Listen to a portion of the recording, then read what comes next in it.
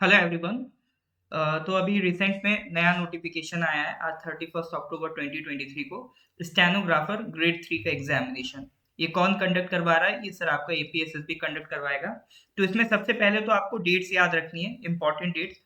15 नवंबर को आपका एग्जाम का जो एप्लीकेशन है वो ओपन हो जाएगा 10 AM पर। और 5 दिसंबर 2023 ये लास्ट डेट है टिल 3 PM। और सबसे पहले इसमें आपको प्रोफिशिएंसी टेस्ट देना पड़ेगा। जैसे उनकी तरह नहीं चलेगा जैसे अभी सीएचएसएल वगैरह की तरह कि आपको पहले रिटर्न निकालना है उसके बाद फिर आप उसका स्किल टेस्ट देंगे। यहाँ पर ऐसा नहीं होगा। यहाँ पर पहले आपको प्रोफिशिएंसी टेस्ट देना होगा। तो 21 नवंबर से सीक्वेंस में ये प्रोफिशिएंसी टेस्ट आपका स्टार्ट होगा।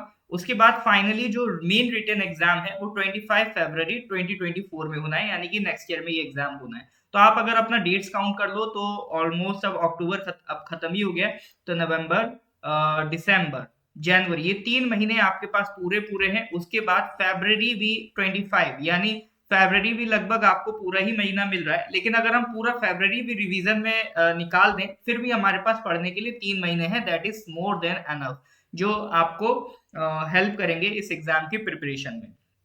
तो ये आपका ग्रुप सी की पोस्ट है जो एपीएसएसबी ने निकाली है। इसमें पूरा आपका जो पीडीएफ है यहाँ पर डिटेल आपको डिवीजन दे रखा है। टोटल 90 सीट्स हैं जिसमें एपीएसटी के लिए 77 और अनरिजर्व्ड 11 और 2 सीट पीडब्ल्यूडी। ठीक है।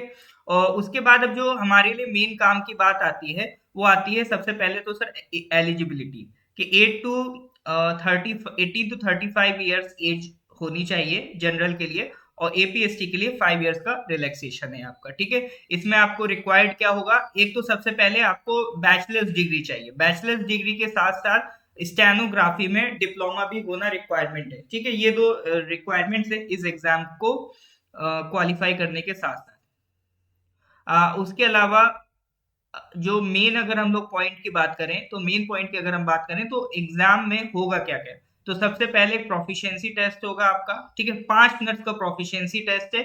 उसमें आपका स्पीड होनी चाहिए 80 वर्ड्स पर मिनट। ठीक है। स्टेनोग्राफर प्रोफिशिएंसी टेस्ट स्पीड कितनी होनी चाहिए? 80 वर्ड्स पर मिनट की। कंप्यूटर पे ये आपका स्किल टेस्ट करवाया जाएगा। ठीक है। यानी on an average each word के लिए 5 बार की आपको दबानी पड़ेगी। इस तरह से ये सीन रहेगा। ठीक है। इसके बारे में हम लोग अलग से भी बात कर लेंगे जैसे हम लोगों ने टाइपिंग टेस्ट की बात करी थी। और इस प्रोफिशिएंसी टेस्ट के बाद जो मेन आपका एग्जाम आता है ऑब्जेक्टिव रिटन एग्जाम, इसको आपको क्वालिफाई करना है। अब देखिए इस बार से पैटर्न बिल्कुल नया है, चेंज है। पिछली बार 150 मार्क्स का एग्जाम होता था। 50 मार्क्स 50-50 कैसे डिवाइड होता था? GK, English, maths. लेकिन इस बार अब जो एग्जाम होगा वो 200 मार्क्स का होगा। ठीक है। सॉरी, पिछली बार 300 मार्क्स का होता था। 100 मार्क्स का जीके, 100 मार्क्स का इंग्लिश, 100 मार्क्स का मैथ, जिसमें 50 क्वेश्चन जीके के आते थे, 50 इंग्लिश के आते थे, 50 मैथ्स के आते थे। ठीक है। लेकिन अब की क्या होगा? आपकी पैटर्न चेंज है। आपकी 200 मार्क्स का पेपर होगा और 100 क्वेश्चंस होंगे। अनलाइक पिछली बार जो अभी तक आपके 150 क्वेश्चंस होते थे, अब सिर्फ 100 क्वेश्चंस होंगे। तो बहुत खुश भी नहीं होना है क्योंकि अब जो क्वेश्चंस ऐड हुए हैं वो रीजनिंग के ऐड हुए हैं। तो आपको 50 मार्क्स का तो जनरल अवेयरनेस मिलेगा, 50 मार्क्स का आपको रीजनिंग मिलेगा और 50 मार्क्स का ही आपको अरिथमेटिक न्यूमरलिटी, न्यूमेरिकल एबिलिटी, मतलब जो आप एलिमेंट्री मैथ्स नाम से जानते हो। और उसके साथ ही आपको 50 मार्क्स का क्या मिलेगा? English language and comprehension. ठीक है। तो ग्रामर वाला जो आपका पार्ट हो गया वो इसमें आपका कवर होगा। तो ये टोटल 200 मार्क्स का पेपर होगा। यानी पहले जो 3 सब्जेक्ट होते थे अब आपका 4 सब्जेक्ट होंगे। ठीक है। 4 सब्जेक्ट में एक जीके हो गया, एक मैथ्स हो गया, एक आपका रीजनिंग हो गया और चौथा कौन सा है? चौथा आपका इंग्लिश है। तो ये 4 सब्जेक्ट्स आपके कवर होंगे। डिटेल सिलेबस आपको पीडीएफ में ये मिल जाएगा। इसके अलावा एक चीज जो सबसे इंपॉर्टेंट है, हर सब्जेक्ट में मिनिमम 33% स्कोर करना मैंडेटरी है। भले आप क्वालिफाई कर जाओ, टॉप कर जाओ, लेकिन अगर आपके मिनिमम 33 इन ईच सब्जेक्ट नहीं है तो ये आपको क्या कहते हैं, कहीं भी नहीं ले जाने वाला, आपका रिक्रूटमेंट कैंसिल हो जाएगा। ठीक है। इस बात का ध्यान रखिएगा। और बाकी तो इन्फॉर्मेशन मैंने आपको बताई दी है।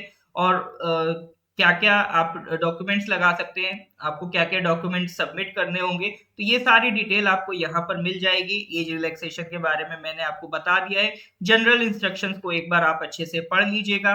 और पढ़ने के बाद कोई डाउट होने से आप हमसे कांटेक्ट भी कर सकते हैं, ठीक है। अब इस एग्जाम की प्रिपरेशन सर कैसे करें, तो उसके लिए हम एक नया कोर्स लॉन्च कर रहे हैं जो बिल्कुल आपका जो नया लेटेस्ट पैटर्न है आपका एपीएसएसबी का उस पर बेस्ड है। ये आपका स्टेनोग्राफर का कोर्स है, ठीक है। तो आप ये जो दो नंबर्स लिखे हैं, एक 9233789183 इस पर कांटेक्ट कर सकते हैं, या 6009526445 इस नंबर पर आप कांटेक्ट कर सकते हैं for the enrolment of this course, या फिर आपकी किसी तरह की क्वेरी है इस कोर्स से रिलेटेड, सिलेबस पैटर्न से रिलेटेड, तो भी आप कांटेक्ट करके हमसे बात कर सकते हैं, ठीक है।